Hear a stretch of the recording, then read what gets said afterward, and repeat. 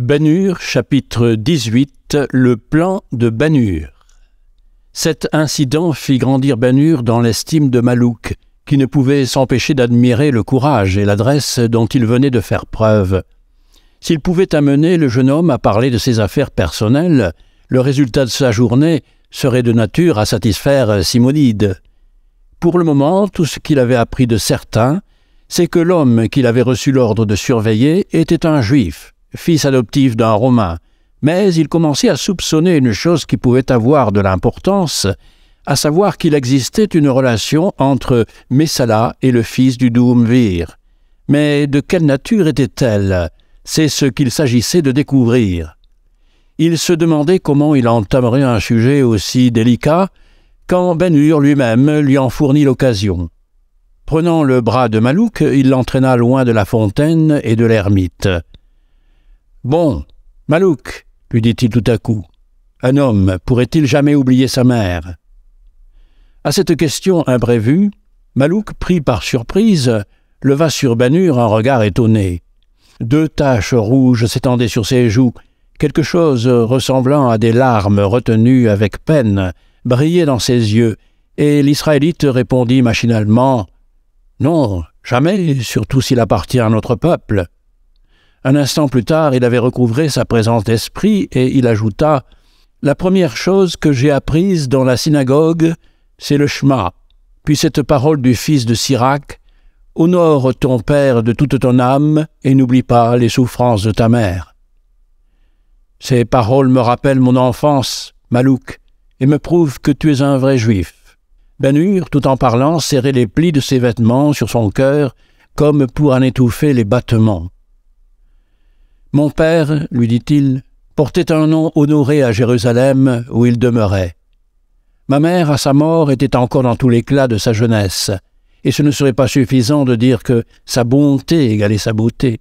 La sagesse éclatait sur ses lèvres, on louait ses bonnes œuvres, elle se riait du jour à venir. Nous étions, ma sœur et moi, toute sa famille, et pour ma part, j'étais si heureux auprès d'elle que je ne trouvais rien à reprendre à cette sentence d'un vieux rabbi. Dieu ne pouvait être partout, c'est pourquoi il créa les mers. Un jour, il arriva qu'un Romain, haut placé, eut un accident comme il chevauchait le long de notre maison à la tête d'une cohorte. Aussitôt les légionnaires enfoncèrent les portes du palais, l'envahirent et se saisirent de nous. Je n'ai revu dès lors ni ma mère, ni ma sœur, je ne sais si elles sont mortes ou vivantes, j'ignore ce qu'elles sont devenues. Malouk, l'homme qui tout à l'heure passait par ici sur son chariot, a assisté à notre séparation. C'est lui qui nous a livrés à nos ravisseurs. Il a entendu les cris de ma mère et il riait pendant qu'on l'amenait. Il serait difficile de dire ce qui plonge dans la mémoire les racines les plus profondes de l'amour ou de la haine. Malouk, aujourd'hui je l'ai reconnu de loin et... Il saisit de nouveau le bras de l'Israélite qui l'écoutait avec une attention profonde. Malouk, je sens qu'il emporte maintenant avec lui le secret que je voudrais connaître, même au prix de ma vie. Il pourrait me dire si elles vivent, dans quel état elles se trouvent, et si elles sont mortes, en quel endroit leurs os attendent que je les retrouve. Ne consentirait-il pas à te le dire? Non. Pourquoi donc? Parce que je suis juif et qu'il est romain. Mais les Romains ont des langues, et les Juifs, si méprisés soient-ils, n'ignorent point les moyens par lesquels on les fait parler. Ils échoueraient dans le cas actuel. D'ailleurs, il s'agit d'un secret d'État. Toutes les propriétés de mon père ont été confisquées et partagées. Malouk secoua la tête d'un air pensif. « Ne t'a-t-il pas reconnu ?» demanda-t-il. « Comment l'aurait-il pu? Il m'avait fait condamner à une vie qui n'était qu'une mort anticipée, et depuis longtemps il me croit mort. » « Je m'étonne que tu ne l'aies pas frappé, » s'écria Malouk d'un ton farouche.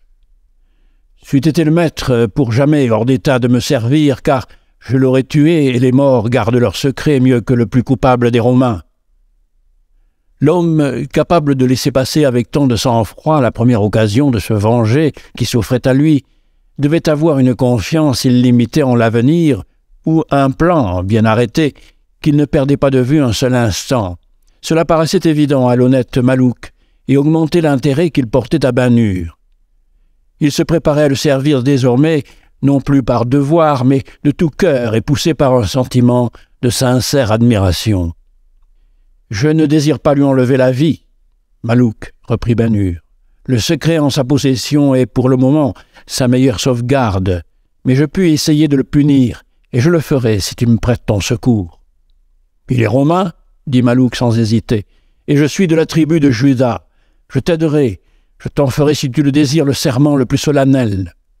Donne-moi ta main, cela me suffit. » Quand leurs mains se séparèrent, Banur se sentit le cœur plus léger. « La chose dont je voulais te charger, mon ami, n'est point difficile, lui dit-il. Elle ne sera pas davantage en opposition avec ta conscience. Continuons notre chemin, je te prie. » Ils prirent la route qui longeait la prairie, au fond de laquelle se trouvait la fameuse fontaine. Banur fut le premier à rompre le silence. « Connais-tu le cheikh Hilderim le Généreux ?»« Certainement. » « Où est situé son jardin des Palmes, ou plutôt, à quelle distance du village d'Avney se trouve-t-il » Un doute traversa l'esprit de Malouk.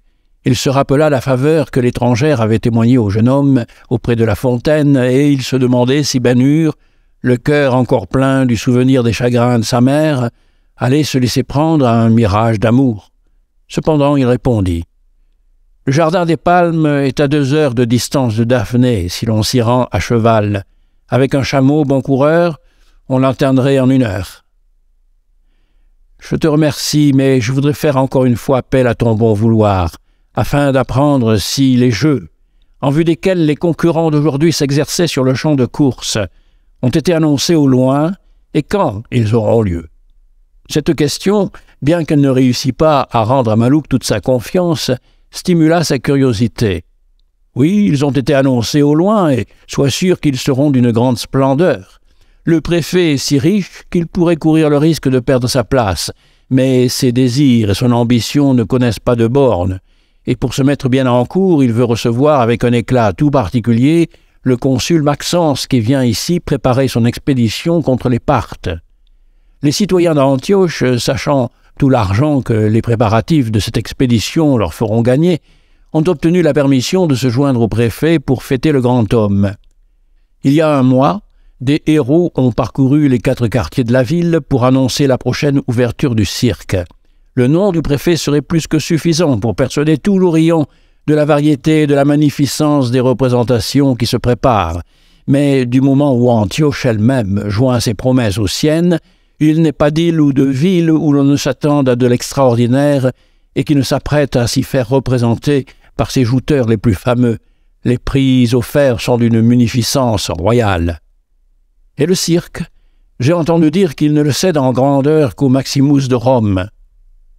Le nôtre peut contenir 200 000 spectateurs, le vôtre 75 000 de plus. Le vôtre est en marbre, le nôtre également, et quant à leur aménagement, il est exactement le même. Et les règlements ? Si Antioche osait être original, dit Malouk en souriant, Rome ne serait plus la souveraine qu'elle est. Les règlements en usage au cirque Maximus régissent aussi le nôtre. À une seule exception près, là-bas, il ne peut partir que 4 chars à la fois. Ici, tous ceux qui sont présentés partent en même temps, quel qu'en soit le nombre. C'est ainsi que cela se pratique en Grèce. Oui, Antioche est moins romaine que grecque. Je pourrais donc choisir mon propre chariot. Ton chariot et tes chevaux, il n'existe là-dessus aucune restriction. Une satisfaction évidente se peignit sur le visage de Banur. « Un renseignement encore, Malouk, dit-il. Quand la course aura-t-elle lieu ?»« Laisse-moi calculer, répondit l'autre. Demain, non, après-demain, si les dieux de la mer lui sont favorables, pour parler selon le style de Rome, le consul arrivera. Alors, il comptait sur ses doigts, oui, c'est cela, les fêtes commenceront dans 6 jours. Le temps est court, Malouk, mais il est néanmoins suffisant.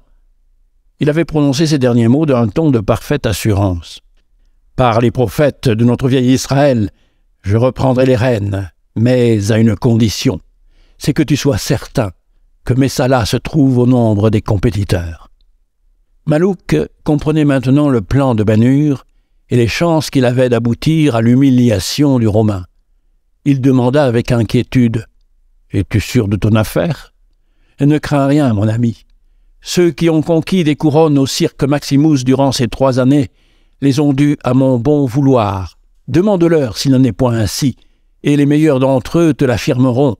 Lors des dernières grandes courses, l'empereur lui-même m'a offert son patronage. Si je consentais à prendre ses chevaux en main et à les faire courir contre les plus fameux attelages du monde entier.